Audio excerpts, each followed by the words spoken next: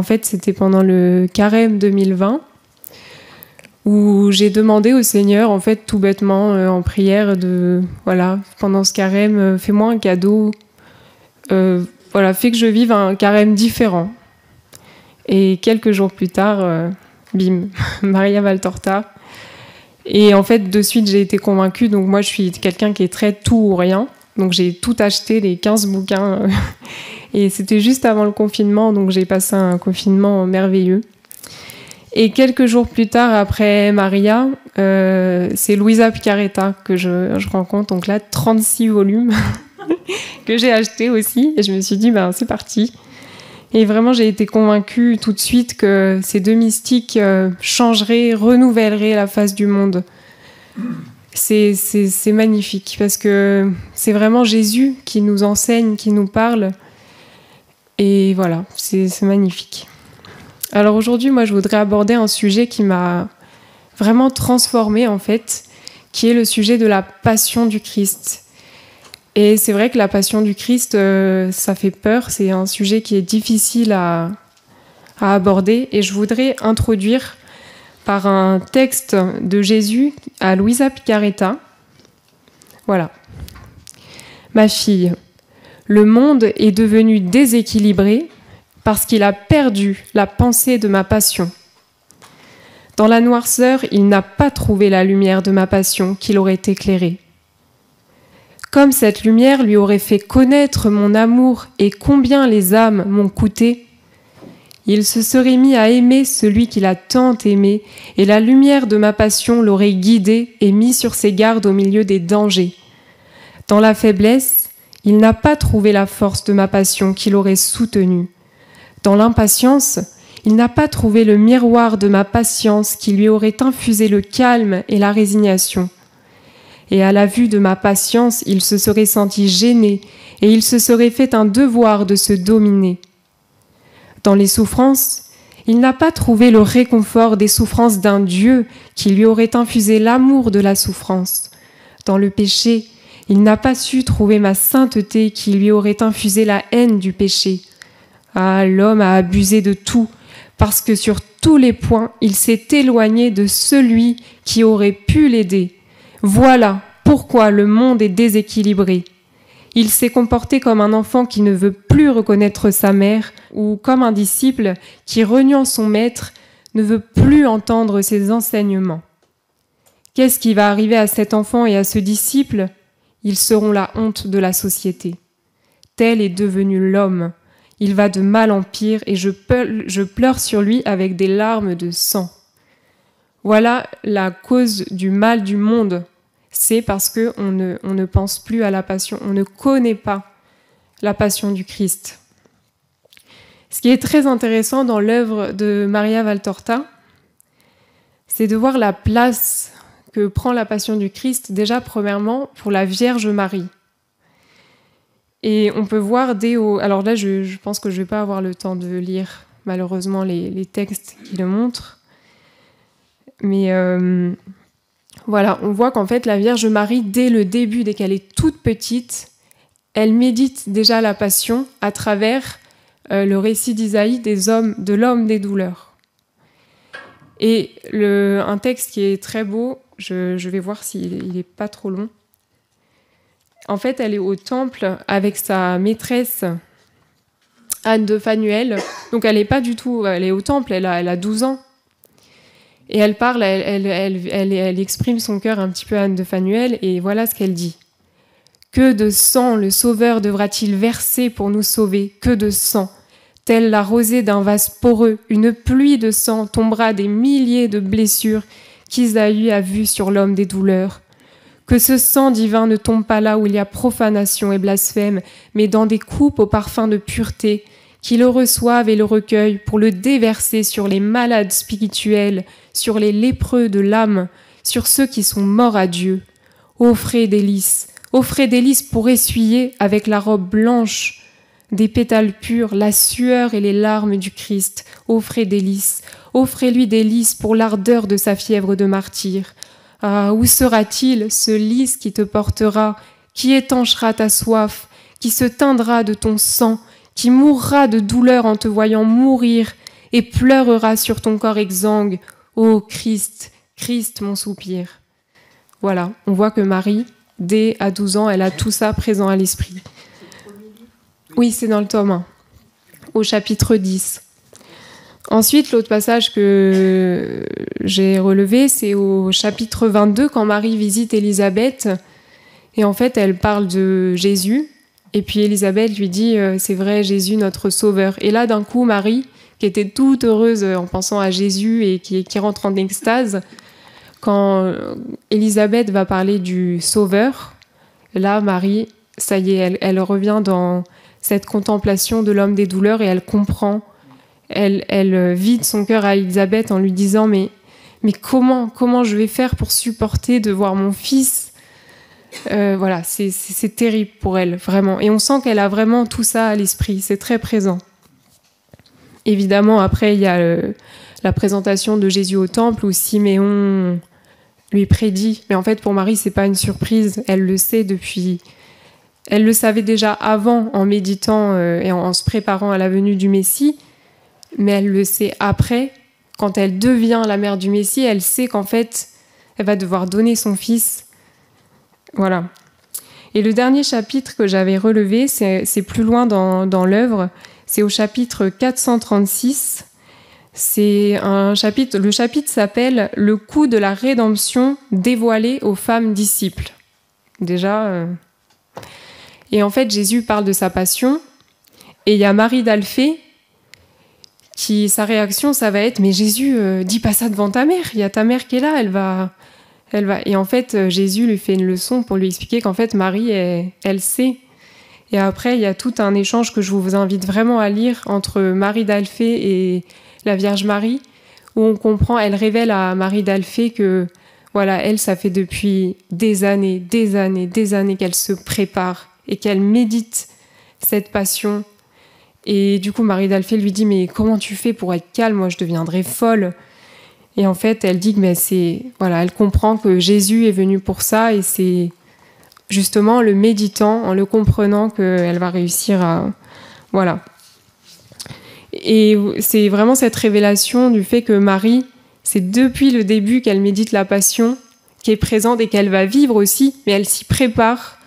Où nous, je pense qu'on n'est pas l'Immaculée Conception, on peut prendre note de cette préparation aussi.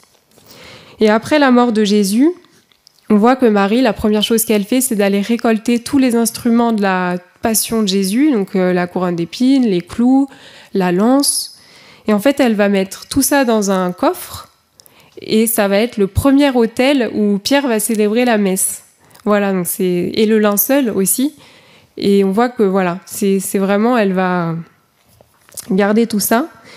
Et il y a une phrase qui m'est revenue de Longinus, celui qui a transpercé le cœur de Jésus, qui s'est converti, et qui dit « Une religion qui a pour chef un tel héros ne peut être que divine ». Voilà, ce que je trouve très beau. La deuxième personne, évidemment, qui sait, c'est Jésus. Jésus, si on est attentif dans l'œuvre, en fait, il est descendu pourquoi ? Pour aller à sa passion. Il n'y a pas d'autre... Et on voit d'ailleurs dans l'œuvre à quel point Jésus il se prépare, il prie, il est affligé. On sent qu'il y a une lourdeur en lui. Il se prépare, il prie énormément, il s'isole. Vraiment, c'est voilà. Et je voulais vous partager un passage absolument merveilleux que j'ai découvert aussi dans l'œuvre de Maria Valtorta. Attendez, il faut que je le retrouve.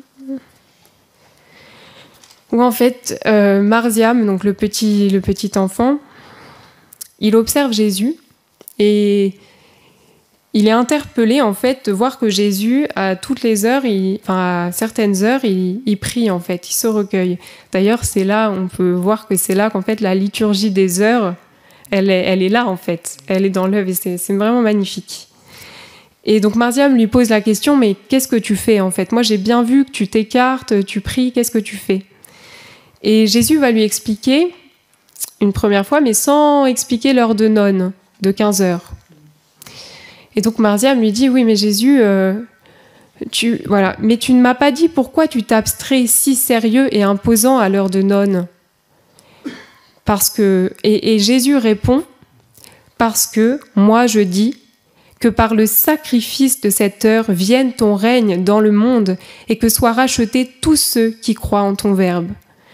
C'est magnifique de voir qu'en fait l'heure de la miséricorde, elle est c'est Jésus en fait qui il la vivait de son vivant. Et il invite Marziam à dire cette phrase, donc je vous invite aussi à la dire à 15h pour s'unir à l'humanité du Christ.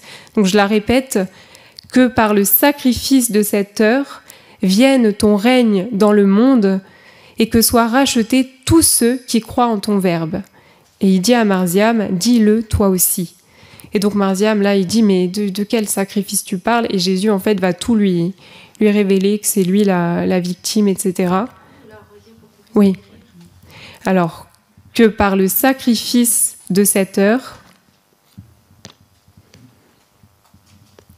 vienne ton règne dans le monde et que soient rachetés tous ceux qui croient en ton verbe. Voilà, une petite phrase qu'on peut dire à 15h qui est vraiment magnifique avant le chapelet de la miséricorde, par exemple, mais pour s'unir au Christ. Et donc vient tout un... Je ne vais pas vous lire, ce serait trop long, mais voilà. Jésus révèle à Marziam qu'il est le Rédempteur, il va mourir, etc. Évidemment, pour Marziam, c'est terrible, mais voilà. Et en fait, Marziam, lui, c'est un enfant, il est disposé à écouter Jésus. Et le troisième parallèle que je voulais faire sur la passion dans l'œuvre, c'est Jésus qui se tue à la tâche pour expliquer à ses apôtres, à ses disciples, qui va vivre sa passion. Et c'était l'évangile d'avant-hier, « Passe derrière moi, Satan ». Quand Jésus annonce sa passion et Pierre, non mais Jésus, non. Et voilà, passe derrière moi, Satan, tes pensées ne sont pas celles de Dieu, mais celles des hommes. Nous, on n'aime pas la passion, on déteste. On n'aime pas la souffrance, on n'aime pas la passion, on n'aime pas la croix. Saint Paul le dit aussi que en fait, ça va complètement à l'inverse de... Voilà, on déteste ça, on déteste regarder la passion. Et en fait, si on regarde dans l'œuvre, les apôtres, ils ne veulent pas comprendre. Ils ne veulent pas. Et les seuls qui vont réussir à se faire travailler, c'est évidemment Marie, Marziam, Jean, par moments certains apôtres où Jésus se confie, mais en fait, c'est... Voilà, les apôtres, jusqu'au bout, ils ont envie que Jésus triomphe, que... Et d'ailleurs, je pense que si on devait résumer une phrase que Jésus dit tout le temps, c'est « Mon royaume n'est pas de ce monde ». Et donc, voilà, c'est vraiment le combat de Jésus de nous faire comprendre que la passion, en fait, même si ça nous... Voilà, Jésus complètement défiguré, la mort, tout ça, c'est pas... On n'aime pas ça. Et petit témoignage personnel, mais moi... Avant de découvrir les œuvres de Maria Valtorta et de Luisa, honnêtement, la passion, j'y comprenais rien. Je me le disais pas moi-même, hein, mais premièrement, je comprenais pas le fait qu'on me disait que Jésus était mort pour moi. Moi, je me disais, mais j'étais pas là il y a 2000 ans. Enfin, moi, je lui ai pas mis les clous. J'étais pas là, donc en quoi ça me regarde? Première chose que je comprenais pas. Deuxième chose, quand on me disait Jésus, c'est celui qui a le plus souffert. Je me disais, mais des gens qui ont été torturés toute leur vie, qui ont vécu des choses terribles, des maladies, je comprenais pas non plus. Je me disais, mais ok, voilà. Et en fait, je réduisais la passion du Christ aux 24 dernières heures de sa vie. Donc les flagellations, oui, ça fait mal. Les clous, j'essaie de me planter des épines dans la tête, oui, c'est douloureux. Voilà, mais... Et je me disais, bon, à Gethsémani, à la limite, ok, c'est là qu'il a souffert mentalement, ok, d'accord. Mais en vrai, je comprenais rien. Et je me le disais pas. En fait, le pire, c'est que je croyais savoir, mais je savais pas. Vraiment. Et... c'est vraiment les écrits de Maria et de Luisa qui m'ont complètement éclairé là-dessus. Où en fait, Jésus, pendant toute sa vie, il a passé son temps à parler en parabole. Ça, c'est une parabole de ce que Jésus a vécu de sa conception jusqu'à sa mort dans son intérieur. Et ça, il le révèle spécialement à Luisa Picaretta. Alors, j'ai sélectionné un passage, je vous préviens, c'est du lourd et c'est dur. Mais vous découragez pas, enfin, en fait, c'est très très lumineux, c'est très lumineux. Alors, c'est quel passage? Donc, c'est un passage que Luisa a reçu en 1919. Luisa dit: le bon Jésus m'entraîna plusieurs fois dans sa très sainte humanité, où je pouvais nager dans l'immense océan de sa divinité. Petite parenthèse, je trouve qu'en fait, l'œuvre de Luisa et de Maria se complète magnifiquement parce que Maria, elle a reçu ce que Jésus vit dans son humanité, et Luisa dans sa divinité, les deux ne faisant qu'un. Et c'est très important en fait de ne pas s'arrêter aux plaies physiques de Jésus qui sont, je le répète, une parabole pour nous expliquer, voilà, ce qu'il a vécu en fait. Donc Luisa continue. Oh, que de choses je pouvais voir, comme je voyais clairement tout ce que sa divinité dans son humanité, tout ce que fit, sa divinité dans son humanité. Jésus me dit: vois-tu, ma fille, avec quel excès d'amour j'ai aimé les créatures? Ma divinité était trop jalouse pour confier à une créature l'accomplissement de la rédemption. Ainsi, je me suis infligé à moi-même la passion. Aucune créature n'aurait été capable de mourir autant de fois qu'il y aurait eu et il allait y avoir de créatures à connaître la lumière de la création. Donc Jésus là nous révèle qu'il n'est pas mort qu'une fois. Il est mort des milliers de fois pour les hommes passés, du premier homme jusqu'au dernier homme, passé, présent, futur. Vous imaginez un peu l'ampleur de la passion. Pour chaque péché mortel commis par elle, Jésus meurt. Ma divinité voulait une vie pour chaque vie de créature et pour chaque mort causée en elle par une faute mortelle, péché mortel. On met à mort Jésus en nous. Et c'est pas de la poésie, c'est vraiment, on le voit pas, mais ça se passe réellement. Qui aurait pu être assez puissant pour me donner autant de morts, sinon ma divinité? Mais oui, parce que en fait, les hommes, les juifs, quand ils font la passion, en fait, Jésus le dit, ils peuvent pas atteindre son âme, ils atteignent le corps. Mais la divinité, qui peut c'est Dieu, en fait. Dieu avait besoin d'un sacrifice humain et d'un sacrifice divin, surtout. Et en fait, c'est ce qu'il nous dit. Qui aurait pu être assez puissant pour me donner autant de morts, sinon ma divinité? Qui aurait pu avoir assez de force, d'amour et de constance pour me voir mourir autant de fois, sinon ma divinité? Une créature se serait lassée et aurait abandonné. Et ne va pas penser que cette activité de ma divinité commença tardivement dans ma vie terrestre. Elle commença dès le moment de ma conception dans le sein de ma mère. Franchement, moi, avant de dire ça, je croyais que Jésus, dans le sein de sa mère, c'était le paradis. Mais non, en fait. Quand il s'incarne, c'est les clous, la croix, c'est nos péchés, c'est tout de suite. Il est dans la lumière, il dit « Je descends dans la noirceur du monde ». C'est juste l'enfer, en fait. Alors, elle commença dès le moment de ma conception dans le sein de ma mère, qui plusieurs fois fut elle-même consciente de mes souffrances et ressentit mon martyre et mes morts. Ainsi, même dans le sein de ma mère, ma divinité joua le rôle de bourreau d'amour.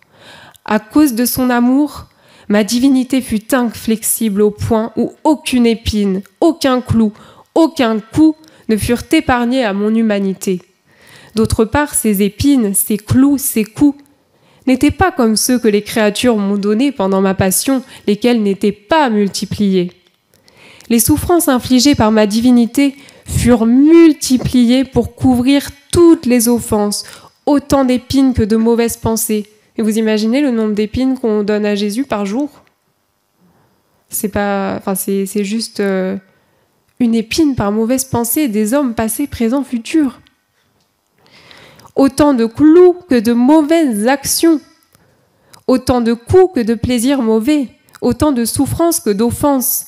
C'est des mers de souffrances d'épines, de clous, de coups, devant cette passion que m'a infligée ma divinité durant tout le cours de ma vie, la passion que les créatures m'ont fait subir dans les derniers jours de ma vie ne fut qu'une ombre, qu'une image, une parabole. Voilà à quel point j'aime les âmes. C'était pour des vies que je payais. Mes souffrances sont inconcevables pour un esprit créé. Entre dans ma divinité, vois et touche de tes mains ce que j'ai souffert. Là, c'est Louisa qui parle. À ce moment, je ne sais comment, je me suis retrouvée à l'intérieur de l'immensité divine. Là étaient érigés des trônes de justice, un pour chaque créature, devant lesquels le doux Jésus avait à répondre des actions des créatures payant et souffrant la mort pour chacune. Comme un doux petit agneau, Jésus était tué par des mains divines pour ensuite revenir à la vie et souffrir encore d'autres morts. Ô Dieu, quelle douleur incommensurable, mourir pour revenir à la vie et revenir à la vie pour mourir à nouveau. Et en fait, Étienne me donnait une comparaison très juste. Non, toi, hier. Me donnait une comparaison très belle. En fait, nous, on n'a pas idée, on se rend pas compte à quel point, en fait, Jésus, on est unis à lui. Et que le moindre de nos actes a un impact sur Jésus, en nous. C'est-à-dire que, voilà, une mauvaise pensée, nous, on s'en fiche, le péché, pour nous, c'est pas très grave. Mais en fait, tout a une répercussion sur Jésus, sur notre Jésus intérieur. Elle est là, la passion. Et du coup, Étienne me donnait cette comparaison. Imaginez un père qui a des sous, qui a un compte bancaire, et il y a ses enfants qui ont accès à ce compte. Et les enfants, ils prennent, ils dilapident l'argent, et il y a quelqu'un qui remet l'argent à chaque fois que l'argent est enlevé. Et la personne, en fait, elle va suer, elle va payer, elle va aller travailler, ou je sais pas, pour aller rembourser l'argent à chaque fois. Et en fait, ça, c'est ce que Jésus fait. Les actions qu'on fait, c'est pas gratuit.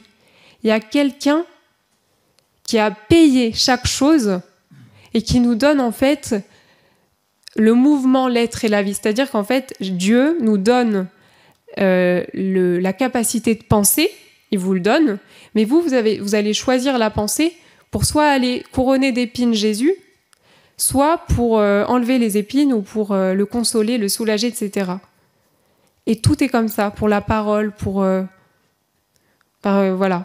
toutes les souffrances de Jésus, en fait. Voilà ce que nous, personnellement, moi je me dis, si j'ai mon Jésus là en face de moi, comment je l'ai massacré, je l'ai mis à mort, j'ai même pas idée combien de fois je l'ai mis à mort.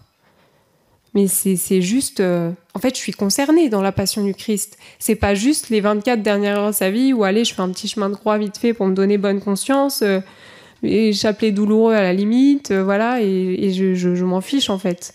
Non. Et en fait, ça nous montre, en fait, la valeur d'une âme, de notre âme. Et pour ça, se sous-estimer... penser qu'on vaut rien, mais Jésus, il est mort pour vous, à chacun de vos... personnellement.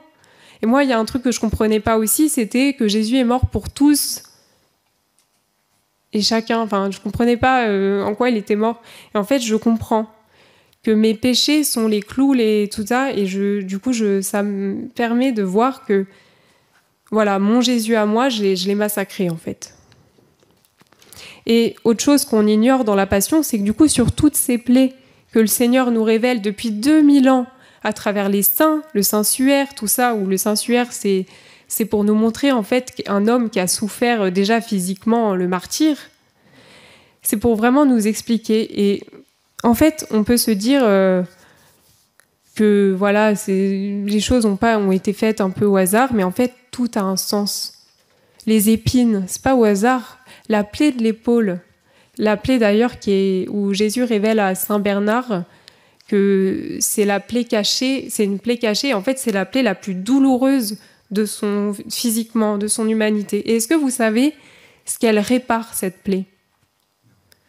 Les péchés cachés. Et aujourd'hui, et c'est vrai que même je vois la plaie de l'épaule, on la voit pas sur le Saint-Suaire. Enfin, je sais pas si...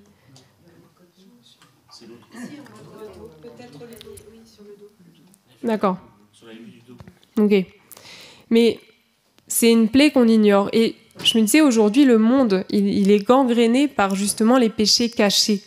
Le nombre de choses qui sont cachées est très grave. Et ben en fait, Jésus, c'est pas parce que la croix, elle était lourde, hein, enfin aussi, mais il veut nous expliquer à travers cette plaie de l'épaule qu'il a portée, qui était la plus douloureuse de son humanité, qu'en fait, voilà, donc nous, quand on est témoin de péchés cachés comme ça, au lieu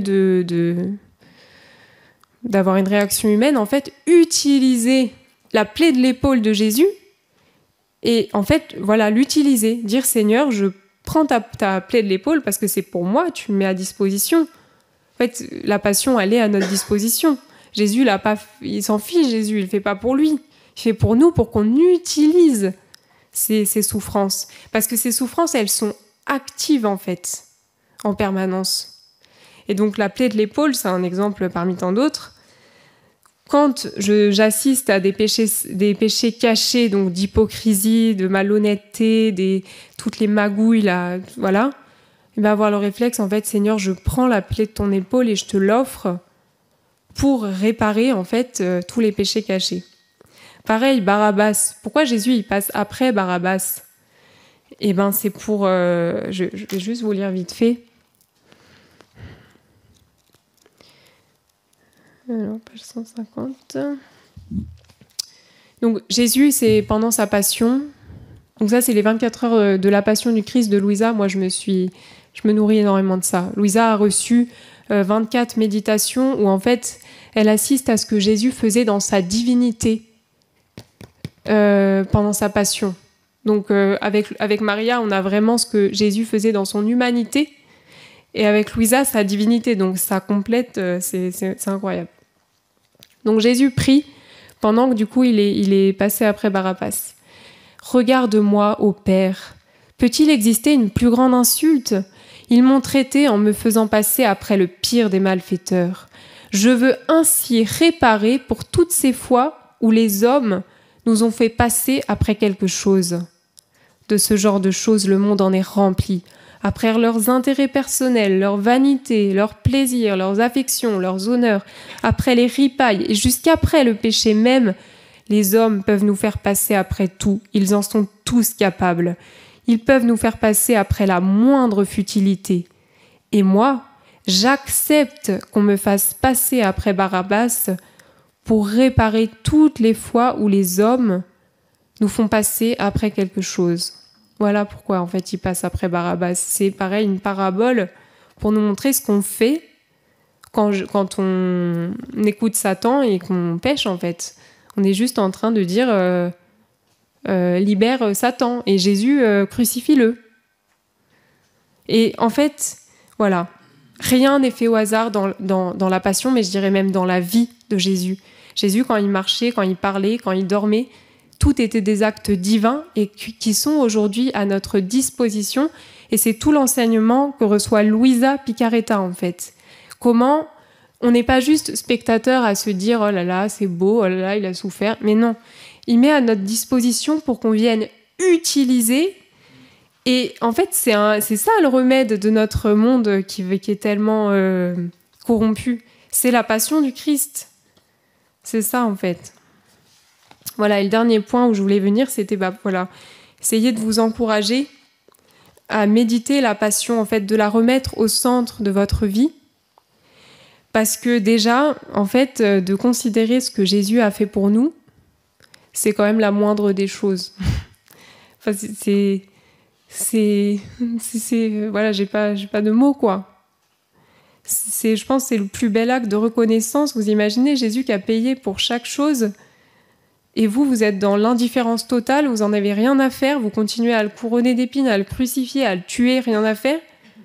Et quand on prend conscience de ça, je vous assure, on réfléchit à 2 fois avant de faire certaines choses, quoi. Et que, voilà. Et d'ailleurs, Jésus, à Maria, un moment dans les cahiers, il dit « Celui qui pense à ma résurrection, mais qui ne pense jamais à ma passion, est un insensé. » En fait, on ne peut pas. Comment ? Non, il disait à Maria, dans les cahiers. Celui qui ne pense pas à la passion, mais qui est que dans la résurrection et tout ça, c'est un insensé. Celui qui regarde les gloires de Marie sans regarder ce qu'elle a enduré, c'est un insensé. Il n'a rien compris. Et citez-moi un seul saint où la passion du Christ n'est pas présente dans sa vie. Ça n'existe pas. Ça n'existe pas. Et d'ailleurs, il dit aussi à Maria dans les cahiers, une belle marque pour distinguer si un mystique est vrai ou faux, c'est la présence de la passion du Christ dans sa vie. S'il ne faut pas en parler, on enlève la croix et tout ça, il faut se poser des questions. La deuxième chose pourquoi, pour moi, la passion, c'est capital de la mettre au centre de notre vie, c'est parce que la passion, en fait, c'est un remède à nos âmes. Et je vais vous lire un petit texte que Jésus dit, du coup, pendant sa flagellation, donc quand il est vraiment sous les coups, voilà ce qu'il dit, en fait, pendant qu'il reçoit les coups de sa flagellation. « Vous tous qui m'aimez, venez apprendre l'héroïsme du vrai amour. Venez étancher dans mon sang toutes vos soifs, celles de vos passions, de vos ambitions, de vos désirs, de votre sensualité. Dans mon sang, vous trouverez le remède à tous vos maux. » Comme je vous disais, la passion, on n'est pas juste là pour la contempler et la regarder, mais s'en servir, la prendre, elle est à notre disposition. Jésus l'a vécu pour nous. Et j'ai un petit texte pour vous encourager de Louisa à prendre cette résolution de prendre un temps pour rentrer dans l'océan de la passion et vous y intéresser de près.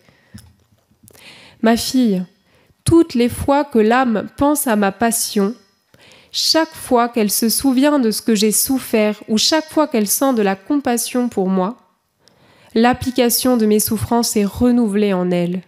Vous imaginez ? Chaque fois qu'on pense à la passion, le sang de Jésus coule sur nous. Mon sang surgit pour l'inonder, mes plaies la guérissent si elle est blessée, mes plaies la guérissent si elle est blessée, ou l'embellissent si elle est en santé. Tous mes mérites l'enrichissent.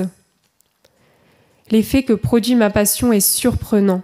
C'est comme si l'âme déposait en banque tout ce qu'elle a accompli et souffert pour recevoir le double en retour.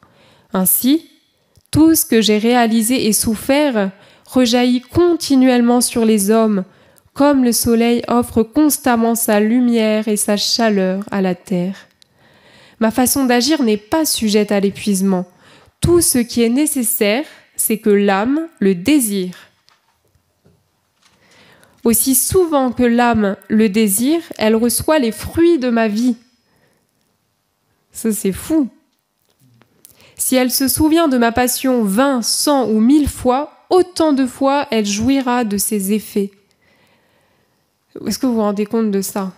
En fait, Jésus nous demande juste, tu veux ou pas ? Il ne peut pas aller nous forcer. Donc c'est bien de contempler le Saint-Suaire et de faire son chemin de croix et tout ça, mais vraiment, il faut le plus beau cadeau qu'on puisse faire à Jésus, c'est de prendre ce qu'il met à notre disposition, de prendre les épines, de prendre les clous, de prendre la croix, de prendre pour l'utiliser. Alors, combien peu en font leur trésor ? En dépit de tous ces bienfaits, on voit tant d'âmes faibles, aveugles, sourdes, muettes, boiteuses, en somme de dégoûtants cadavres vivants. Et c'est notre époque. Pourquoi ? Parce qu'on oublie ma passion, alors que mes souffrances, mes plaies, mon sang offrent une force pour surmonter la faiblesse, une lumière pour donner la vue aux aveugles, une langue pour délier les langues des muets et ouvrir les oreilles des sourds, une voix pour guider les faibles, la vie pour ressusciter les morts. Tous les remèdes dont l'humanité a tant besoin peuvent être trouvés dans ma vie, merci Maria, et dans ma passion. Donc voilà aussi pourquoi c'est magnifique en fait de lire la vie de Jésus dans Maria Valtorta. C'est pas seulement pour contempler et dire waouh, c'est beau, c'est merveilleux, mais pour utiliser ce que Jésus a fait. C'est pour ça que c'est mis. Jésus, il avait rien à se prouver à lui-même en fait. Il a fait pour nous sauver, pour donner les remèdes. Tous les remèdes dont l'humanité a tant besoin peuvent être trouvés dans ma vie et ma passion. Mais les créatures méprisent cette médecine. Passe derrière moi, Satan, tes pensées ne sont pas... Et ne profitent pas de mes solutions. Aussi, malgré ma rédemption, l'homme dépérit comme s'il était affecté d'une tuberculose incurable. Ce qui me peine le plus, particulièrement, c'est la vue de personnes religieuses qui se donnent du mal pour des questions de doctrine, pour des spéculations, des histoires, mais qui n'ont aucun intérêt pour ma passion. Et même la passion, ça va faire fuir les gens, donc il ne faut surtout pas en parler. Trop souvent, ma passion est bannie des églises et de la bouche des prêtres. Leurs paroles sont sans lumière et le peuple se retrouve plus dépourvu que jamais. Voilà, je crois que tout est dit là-dedans. On a la solution pourquoi le monde est dans cet état-là. Et qu'en fait, la passion du Christ, contrairement à ce qu'on peut penser, c'est extrêmement lumineux, c'est la vie, c'est Jésus qui nous donne vraiment la vie. Donc c'est un remède. Et l'autre texte que je voulais vous lire, qui est pour moi magnifique aussi, c'est toujours Louisa, pour vous aussi vous encourager à méditer sur la passion. Il m'est tellement agréable que quelqu'un réfléchisse constamment à ma douloureuse passion, que moi je souffris dans mon âme et dans mon corps avec tant d'amour et de douleur infinie, et qu'en méditant là-dessus, il s'en afflige et ait compassion de moi avec affection. Que je me sens comme dédommagée de ces tortures, ces ignominies et ces peines intérieures que je souffris. Moi, tout au long de mes souffrances, à partir de l'incarnation jusqu'au souffle sur la croix. L'âme qui médite souvent sur ma passion vient à moi pour m'apprêter des réconforts continuels et divers, si bien que si durant le cours de ma passion, ils me donnèrent des cordes et des chaînes pour me lier, et les cordes et les chaînes, ça correspond à tous nos attachements humains, nos attachements à nos passions, à nous-mêmes. En fait, qu'est-ce que ça fait en Jésus en nous? Ça le ligote et ça l'étouffe. Ben, imaginez-vous, vous êtes ligoté.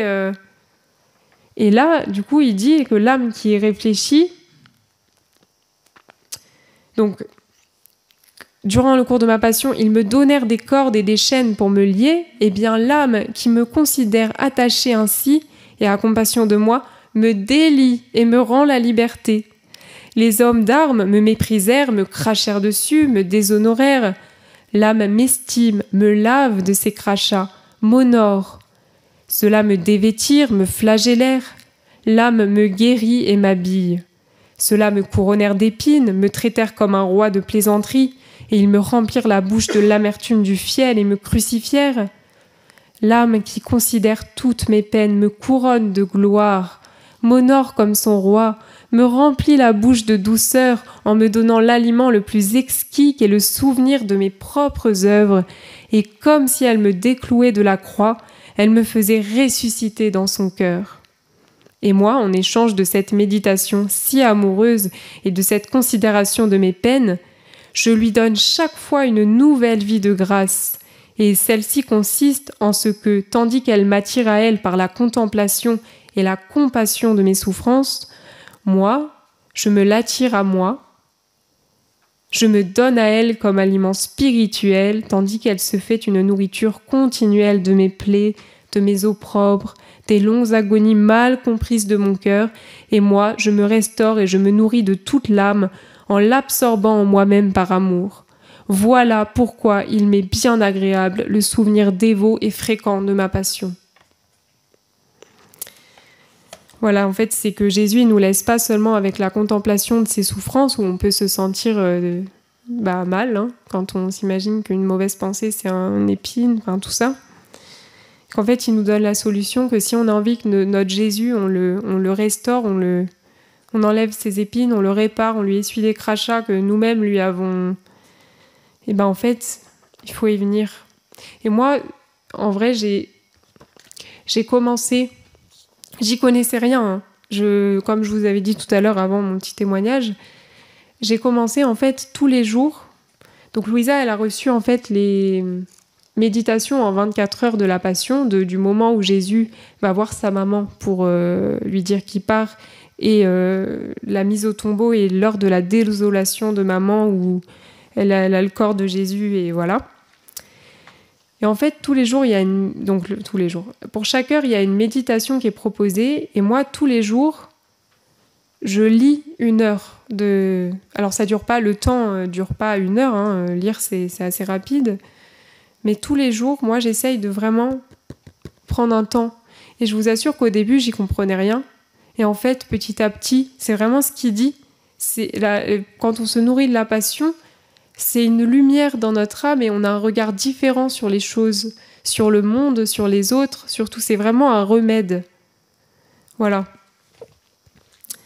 Parce que aussi, aujourd'hui, moi, une chose qui m'a aussi beaucoup changé, c'est que je m'imaginais donc que Jésus était ressuscité, donc la passion, c'est bon, il a... Mais en fait, Jésus continue à vivre sa passion dans l'Eucharistie, parce que dans l'Eucharistie, c'est son corps, c'est sa vie en fait qui est en acte, qui est disponible. Et pourquoi il nous donne l'Eucharistie ? C'est pour qu'on aille chercher, comme je vous disais, tous ces actes qui sont disponibles pour nous, et donc pour qu'on aille chercher vraiment le fruit de sa passion, parce que dans l'Eucharistie, on a tout. Et on a Jésus vivant sa passion, enfin on a les 33 ans de sa vie, la vie dans le sein de sa mère, on a tout, et on a la passion et la résurrection. Et ça nous fait aussi prendre conscience qu'en fait, la résurrection, c'est juste, mais magnifique. Enfin, Jésus est ressuscité, quoi. Il a vraiment vaincu le mal, le péché, la mort. Et voilà, on prend conscience de tout ça. Et pour conclure, je dirais que méditer sur la passion, ça nous aide aussi peut-être à nous préparer sur les temps qui viennent. Voilà, on voit tous que dans l'Église, il y a un problème. Et quelque part, le disciple n'est pas en dessous du maître, et que l'Église, en fait, qu'est-ce qu'elle va vivre ? Qu'est-ce qu'elle vit déjà ? Mais elle va suivre le chemin de Jésus, la mort, la résurrection. Et ce qui est intéressant dans l'œuvre de Maria Valtorta, c'est que les disciples, les apôtres, non, Jésus meurt pas, il faut que tu triomphes. Et peut-être que nous, dans notre vie aussi, on n'a pas envie que l'Église meure, on aurait envie de la voir triompher humainement, voilà. Mais c'est pas ce qui arrive. Et je pense que la meilleure école pour se préparer à agir correctement, à l'image de la Vierge Marie qui est là pour accompagner son fils et qui jamais va dire « Jésus, non, fais pas ça », mais qui va l'accompagner, qui sait qu'il faut qu'elle passe par sa passion, qu'il passe par sa passion.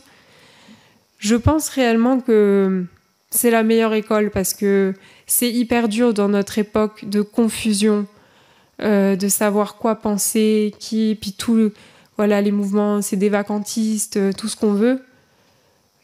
C'est compliqué, c'est vraiment compliqué et je pense vraiment que la lumière de la passion nous aide à accompagner l'Église vers sa mort et être là, nous, parce que l'Église finalement c'est pas que le clergé ou les gens qui la salissent, mais c'est aussi chacun d'entre nous. Et si chacun d'entre nous, je vous assure, on se mobilise pour méditer tous les jours un peu la passion, on prend 10 minutes par jour pour méditer, pour rentrer. C'est ça qui va changer le monde. C'est pas des trucs extérieurs, d'aller, je sais pas moi. Mais c'est vraiment ça, en fait. Et c'est très simple, c'est à notre disposition. Vous vous souvenez dans le texte, Jésus qui dit, en fait, il faut suivre juste que l'âme le désire et tout est disponible. Voilà. Et moi, c'est marrant parce qu'en fait, dès le début, quand j'ai découvert tout ça, avec le père Chonang, il m'a proposé de mettre en musique les 24 heures de la Passion. Donc moi, la Passion, c'est vraiment quelque chose qui m'a... Voilà. Donc si jamais ça vous intéresse, si vous voulez, le père Chonang avait proposé ça pour aider les gens à s'approcher de la Passion, parce que pour beaucoup, c'est très dur, la Passion du Christ, mais à s'approcher en douceur, peut-être en musique, au début, pour rentrer dans ça. Donc voilà. Et je crois que, voilà, j'ai tout dit. Voilà. Merci à lui. Voilà.